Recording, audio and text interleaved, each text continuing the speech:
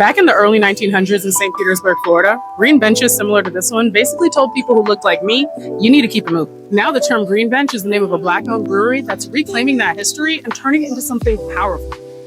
Community. Decades ago, there were over 2,500 of these benches around the city. They were plastered everywhere to the point that they became a part of St. Pete's brand. The benches were a symbol of Southern hospitality for white people. For them, the benches meant welcome. But for Black residents, they meant exclusion. Because if you saw a green bench, the one thing you definitely weren't allowed to do was take a seat. So while some remember them as nostalgic symbols, for many, they represent a painful reminder of segregation right in the heart of the Sunshine City.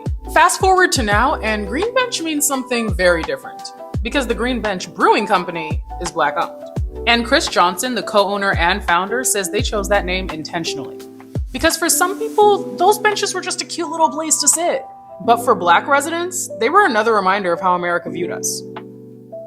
Our goal initially was to pick a name that was somewhat synonymous with the city of St. Petersburg. And if you look at the history of St. Petersburg, you'd be hard-pressed to not continue to come across specifically the symbol of the green bench. As we would take out ads in snowbird newspapers and say, come to the city of the green benches, check out our weather is beautiful, you can hang out, you can be outside, you can socialize. But what we also wanted to do was tell this story from everybody's perspective. We wanted to remind people that we weren't always in a position as a community to support each other and to be there for one another and to treat each other fairly and properly, which is not something that any of us want to forget. Khris is originally from Memphis, Tennessee, and has deep ties to the history of Black Americans in the U.S. Being a biracial young boy at the time, Memphis is a kind of a sad, hard town a little bit. When I was growing up, my family, never missed an opportunity to kind of talk about where we came from.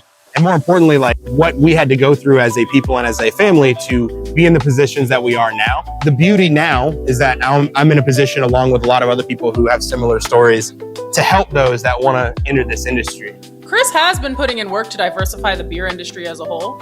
He's even part of a nonprofit that funds scholarships for POC to go to brewing and distilling schools. But now, let's be honest, for a Black-owned brewery, the crowd is still mostly white, and Khris is very aware. So the brewery is making efforts to encourage more Black people to come through. Black people drink beer. We drink beer. Now, where we drink beer might be slightly different than other communities. The effort has been to try and create a space that is for everyone, create a space that is for us. We're constantly making efforts to communicate who we are, where we are, why we do what we do, and the things that matter to us, so that our community understands that this is a space for us and by us. Well, it means a lot to me, man. Thank you. It means a lot to the community. Thank you. That interaction almost made me cry, y'all. So yeah, a green bench used to say you don't belong here. But now it says, you good? Come on in and have a seat.